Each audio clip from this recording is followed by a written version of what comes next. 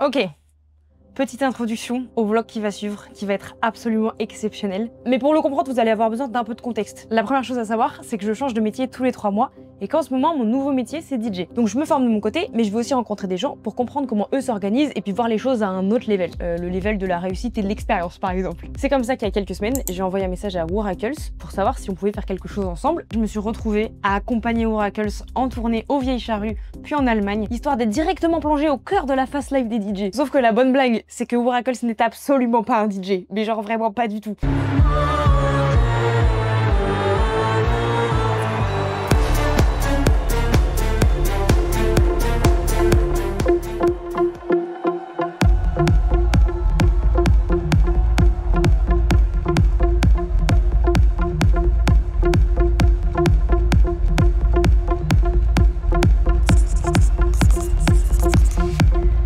Alors je vous explique l'organisation. On est parti hier, on s'est tous rejoints à Bercy à 23 h. Il y a 2 bus, il y a un bus avec les techniciens, un bus avec les musiciens.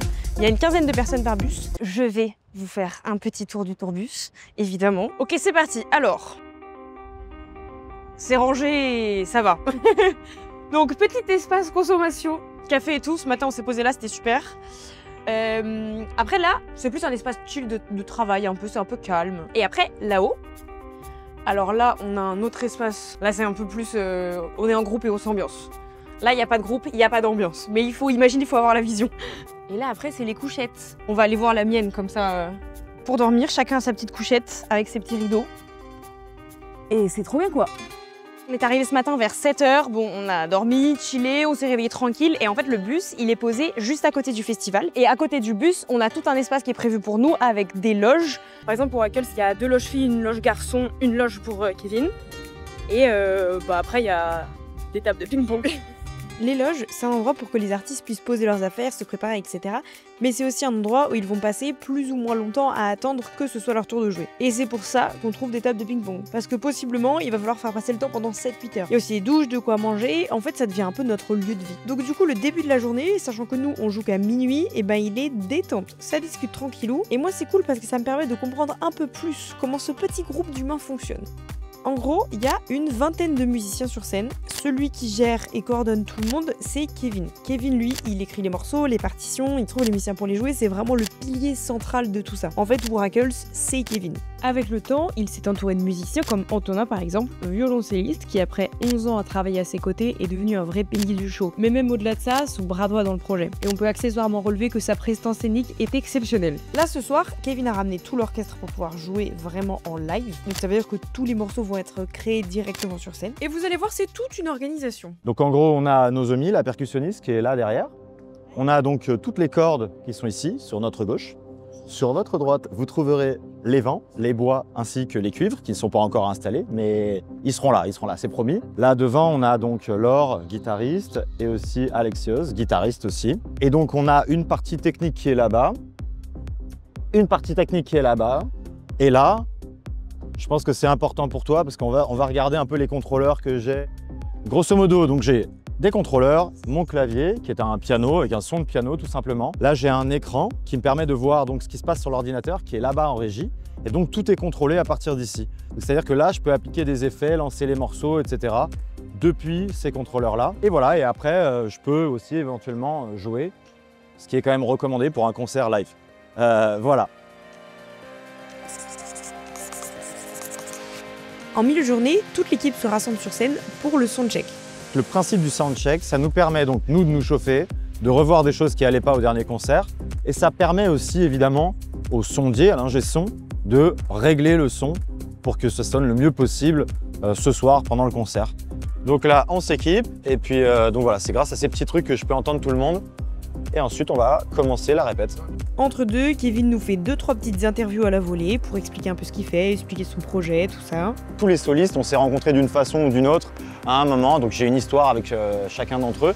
Chacun des solistes représente une partie de moi. Toute mon adolescence, j'ai eu des groupes de rock et ça, c'est l'or. Et je vois que ce qui m'impressionne le plus pendant le soundcheck, c'est le nombre de techniciens en backstage. Vraiment, c'est archi fou à quel point il y a des gens derrière. Bon, alors là, nous partons manger. Voilà. Et cette banette est très saine. Cette banette, un peu moins. Alors là, il est 17h. Kevin a commencé ses interviews. Il fait plein d'interviews avec la presse jusqu'à peu près 19h. Et sachant que le groupe ne joue qu'à partir de minuit, avec l'équipe, on a décidé de partir voir des concerts. Là, il y a Aurora qui joue par exemple. Moi, j'ai envie d'aller voir Adèle Castillon. Grosse ambiance. On a appris qu'il y avait les Bretons avaient une petite danse bien à eux. Oui, voilà, très traditionnelle. Pendant que certains s'ambiancent, d'autres continuent à faire des interviews et des retours avec la presse. Ok, attendez, j'en profite pour vous présenter un personnage dont on n'a pas assez parlé jusqu'à maintenant, William, le manager de Whooracles. William, c'est la personne qui coordonne. T'as une question, tu demandes à William. Il faut savoir que c'est un gars très sérieux. Comment se passe ce festival, William? Il paraît qu'en Bretagne, il pleut que sur les cons. On doit être sacrément cons, hein. Parce qu'il pleut. Vers 20h, on va dîner avant que tout le monde commence tranquillement à se préparer pour le show. L'atmosphère est joyeuse, tout le monde est content d'être là et moi j'adore ce genre d'immersion parce que j'ai l'impression que le temps d'un week-end, cet orchestre, ce festival, c'est tout ce qui existe. Je suis prise dans le flow entraînant d'un groupe qui travaille sur un même objectif. C'est le genre d'atmosphère que je retrouvais beaucoup chez les marins. Tout le monde qui travaille à sa passion d'un même élan. En fait, dans le tourbus, c'est pas le bus qui est marrant. C'est le fait que tu te retrouves à vivre avec 15 personnes et d'un coup, tu deviens une petite équipe qui avance dans le monde ensemble.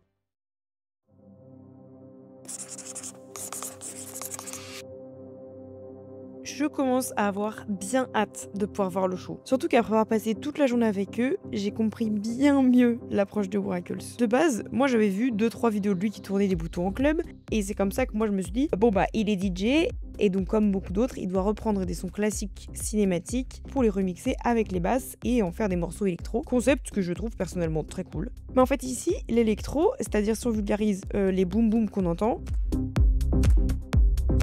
eh bien l'électro et les instruments sont réfléchis directement dans le but de travailler ensemble, ce qui forme une forme de symbiose, un corps unique. Chaque morceau est conçu avec les deux, et le plus intéressant dans cette démarche, c'est pas tant que le travail soit du coup très respectueux de la musique dans les règles de l'art, que les morceaux soient fondamentalement bien écrits, bien exécutés, cohérents, c'est pas tant la compétence technique que je trouve sympa, c'est plutôt le pourquoi. En fait, Whooracles, c'est un artiste passionné par la musique classique, cinématique et orchestrale, qui élabore des façons de communiquer sa passion. J'ai l'impression qu'il y a peut-être 50 ans, 60 ans, on a un peu arrêté de proposer quelque chose de réellement nouveau. Je me dis que c'est vraiment dommage parce qu'aujourd'hui on respecte le répertoire, il y a Mozart, Beethoven, classique, etc. Mais on a du mal à proposer quelque chose de nouveau, hors musique de film et hors musique à l'image globalement, pub, jeux vidéo, etc. etc. Okay. Selon moi, on ne devrait pas avoir besoin d'images pour proposer une musique nouvelle dans laquelle on a une formation orchestrale. Je dis toujours que je ne peux pas en vouloir à des gens d'aujourd'hui de ne pas aimer de la musique qui a été écrite il y a 200 ou 300 ans. Je comprends tout à fait. Quand tu n'as pas la culture du classique, etc., c'est normal. Je me sers de la musique électronique et des musiques modernes, des influences des musiques modernes pour renouveler, proposer un renouvellement de la musique orchestrale. Une fois qu'on a cette explication, je trouve que chaque morceau donne l'impression d'être une sorte d'appel à s'intéresser à la musique autrement. Bon, on se le regarde ce show ou on va en parler toute la nuit ?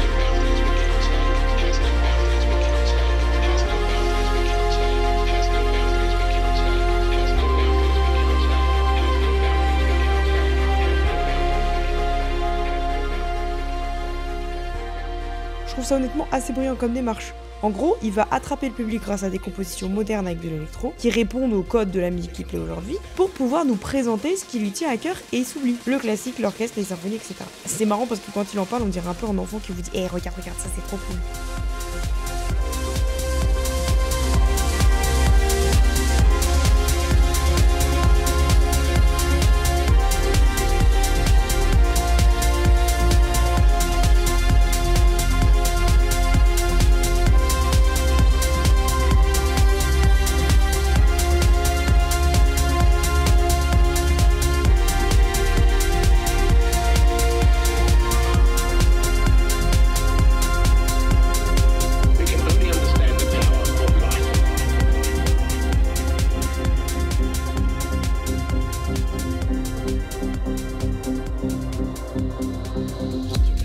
Sur scène, il gère la partie électro et le piano. Mais en réalité, c'est aussi sa façon d'être un chef d'orchestre. Alors je sais pas si vous êtes familier avec le concept, mais un chef d'orchestre, il a deux rôles. Avec une main, il donne le tempo, donc le rythme sur lequel tous les musiciens vont devoir s'accorder. Et avec l'autre main, il indique qui doit jouer à tel moment. Et bien ici, le tempo, il est donné directement par la prod électro en fond. Et d'ailleurs, c'est pour ça que cette prod, elle est déjà enregistrée.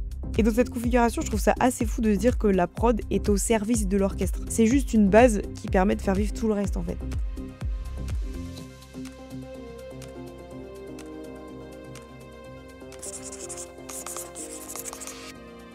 Bon, mais dans tout ça, il faut se remettre de ses émotions, parce que le show d'Amelie Lenz va commencer et on va quand même pas louper ça.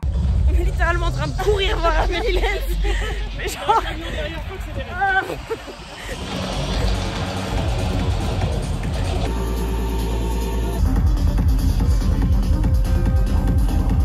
Bon là, on remballe toutes les affaires et ça va être de retour dans le tourbus pour repartir. La team. Par contre, je me suis levé, faut que... Ciao.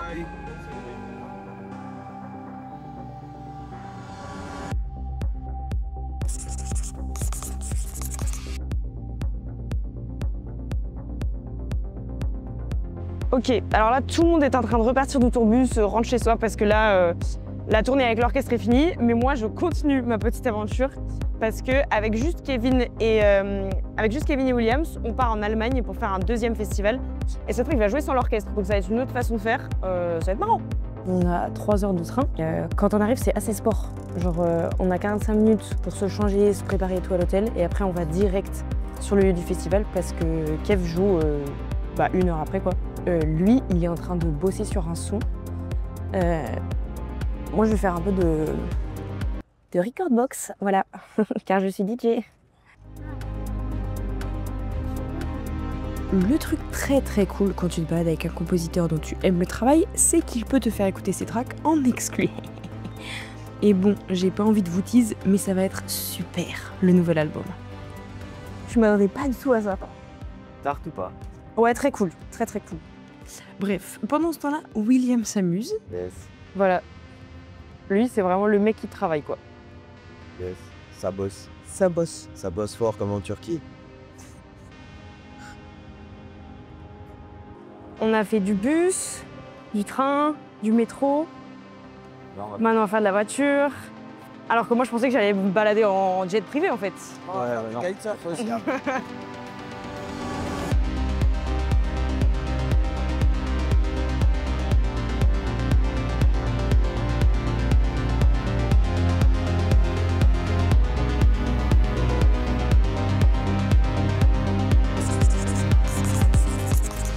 Sinon, on a 30 minutes pour se changer, il est 2h30.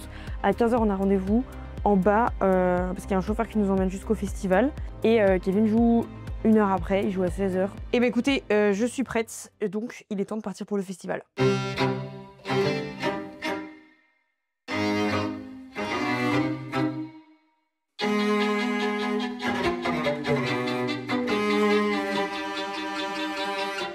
On installe le setup pendant que le DJ d'avant finit son set.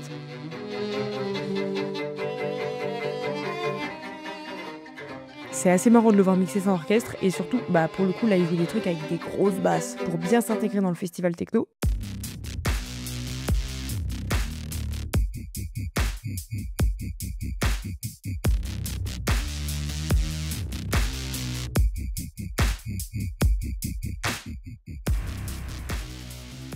Ah, pour info, on est au Sioux Festival. Et d'ailleurs, pour moi, c'est super parce que du coup, je peux voir plein d'autres artistes jouer.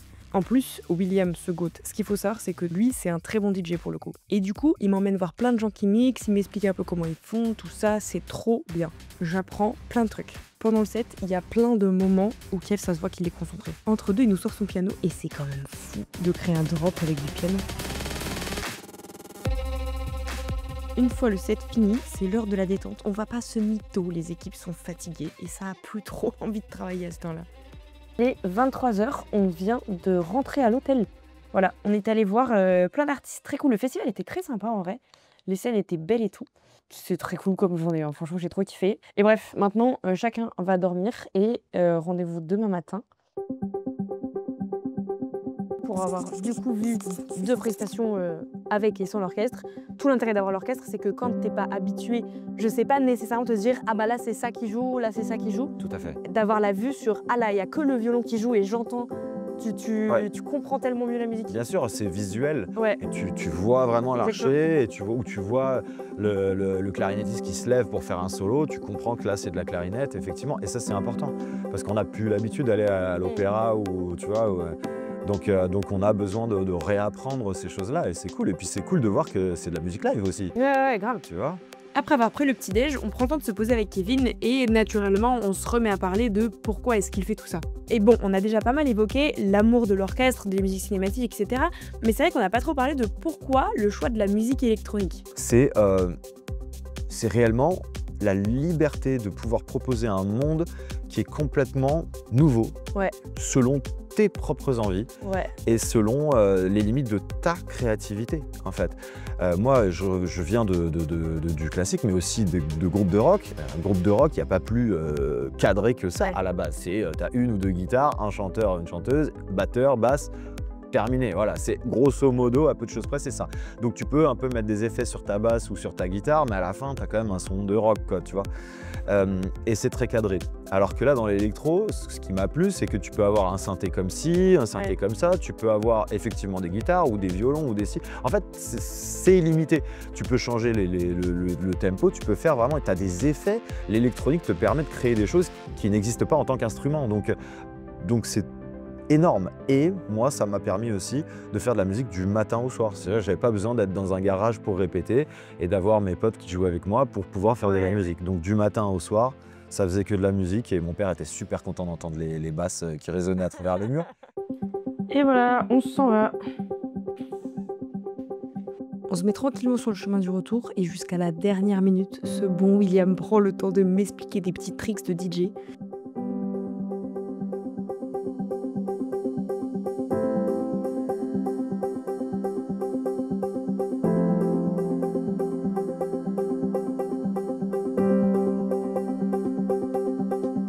Et du coup, c'est très cool parce que j'ai pu assister et découvrir ce que c'était vraiment que la musique que faisait Waracles. Mais j'ai quand même aussi appris des tricks de DJ pur. Et voilà, je suis dans le train du retour pour Paris. Maintenant, il va falloir que je prenne note de tout ce que j'ai appris ce week-end pour ne rien oublier parce que ça va tellement me servir pour la suite. Voilà, trop contente d'avoir pu vivre cette expérience. Au-delà de tout l'aspect technique de ce que j'ai pu évoquer, soit avec Kevin, William ou encore les membres de l'orchestre, le fait d'avoir été plongée dans cet univers pendant 3 jours, ça m'a permis de me rendre compte de plein de petits détails sur comment les choses fonctionnaient. D'abord parce que j'avais pas du tout réalisé à quel point mixer c'était différent de composer et produire de la musique. À quel point la formation musicale, l'art de créer des morceaux, c'était un travail différent que celui de reprendre le morceau des autres pour ensuite les diffuser et les passer en soirée. Le DJ, il a le rôle d'aller chercher les bons sons et de savoir mixer techniquement, mais en fait, le plus important de son travail, il est beaucoup plus du côté des gens et de l'ambiance, de savoir capter une foule, de savoir réveiller les gens, de savoir communiquer par les musiques choisies, par les moods créés, et en fait, c'est beaucoup plus un show d'entertainment que de la musicalité, de la technicalité pure. Même si, évidemment, c'est aussi possible de créer des sets hyper techniques, mais est-ce qu'un set hyper technique va plus enjailler les gens qu'un set bien réfléchi pour la bonne situation, le bon contexte, décidé en live? Écoutez, moi j'ai ma réponse à cette question. Du coup, ça me permet de repenser à mon approche, et moi qui pensais juste essayer de construire un très beau set pour avoir le meilleur show à la fin, je me dis que ça va peut-être être plus pertinent d'essayer de collecter suffisamment de différents skills pour être assez à l'aise et arriver à avoir des sets pas complètement décidés, mais avoir suffisamment de bagages pour pouvoir m'adapter sur place et pas être dépaysé. Voilà, bon clairement je suis encore une fois pas en train de me faciliter la vie du tout, mais on va faire ça bien, parce que c'est important de s'investir dans ses objectifs. Je crois que Oracle nous l'a suffisamment prouvé ce week-end.